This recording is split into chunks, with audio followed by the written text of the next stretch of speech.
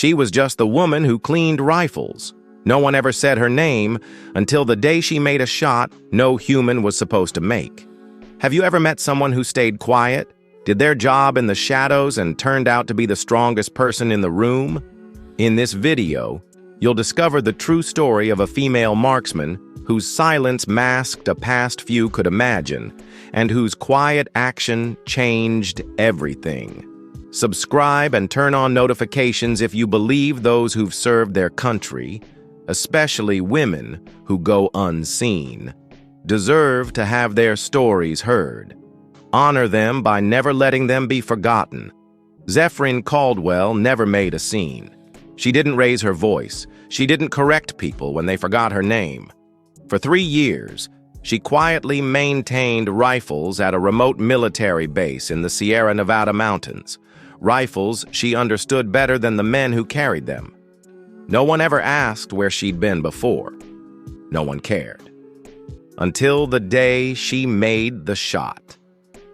She was in the armory cleaning an M110 sniper rifle when she overheard Master Sergeant Thorne bragging about his record. 27 kills, over 2 miles. "No one can touch that," he said. Someone chuckled, especially not the armory lady. They didn't know she was listening. Didn't know that her scarred hands had once protected an entire Special Forces team without any of them ever knowing her name. Later that day, Thorne's rifle wasn't shooting straight. He handed it to her with a smirk, not expecting a fix, just proving a point. She returned it an hour later, perfectly zeroed. No one said thanks. But the real moment came the next day. They were training at the range, struggling with wind, heat, and distance.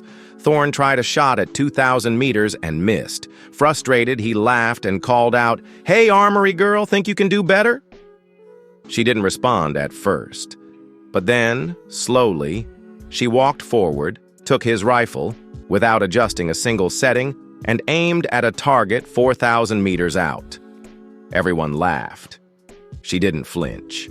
She took one breath, one squeeze, and the target exploded. Silence. That was the moment everything changed. Lieutenant Colonel Archer stepped forward and said words that left the range frozen. "Major Zephrine Caldwell, Ghost 7th Medal of Honor recipient, the Angel of Kandahar." The soldiers stared. Whispers rippled through the group. She had saved lives during a 14-hour ambush in Afghanistan, shots made through impossible conditions, confirmed kills at record-breaking distances. And no one had known. That night, alone in the armory, Zephrine sat with her cleaning kit open, but untouched. The silence felt heavier than usual, almost like the building itself had witnessed her secret exposed. She stared at her hands, calloused and steady, and wondered if they'd ever stop remembering. The dust, the blood, the radio static, the names never called again. Some things no amount of cleaning ever really removes. Even Thorne couldn't sleep.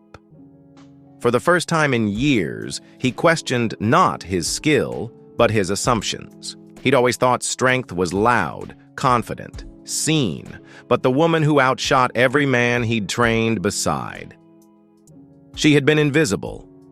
He remembered the feel of her fingers brushing his when she took the rifle, calm, controlled, like holding lightning that didn't need to strike to prove it existed. In training, she changed everything. One day, a new recruit broke down after failing a long-range shot. "I'm just not cut out for this," she muttered. Zephrine sat beside her and quietly said, "Neither was I. Not at first. But I stayed. I learned. I missed. I failed. I learned again." The recruit blinked, stunned. "You missed?" Zephrine smiled. "More times than I can count. But I never left the range." That moment spread through the unit like wildfire. Not the legend of Ghost 7, but the humanity of her. After the Chechnya mission, officials requested interviews. Military publications wanted photos. A documentary producer even showed up at the gate. Zephrine declined them all. Her silence wasn't shyness. It was principle. The mission was done. The story wasn't hers to broadcast. Heroes don't need spotlights. They just need purpose. She was eventually asked to train others, to pass on her skills. She accepted, but only under one condition. She'd still clean the rifles herself. "Weapons deserve care," she said, "just like people." One cold evening, Zephrine stood beside a new student, nervous, breathing too fast. Snow fell in soft waves around them. "Do you see the target?" she asked. "Barely," the recruit said. Zephrine nodded. "You will. One day." The recruit looked confused. "Until then, shoot anyway." She still hits targets no one else can. Her record, 5,500 meters, a shot most consider impossible. But when people ask her how she does it, she always says the same thing. That's just physics and practice. The hard part is knowing which targets matter. If this story moved you, if you believe quiet strength deserves to be seen, then subscribe to Sisterhood Speaks. Hit that notification bell so you never miss the voices of women who protect, serve, and inspire. Because some heroes wear medals, and some just keep cleaning rifles.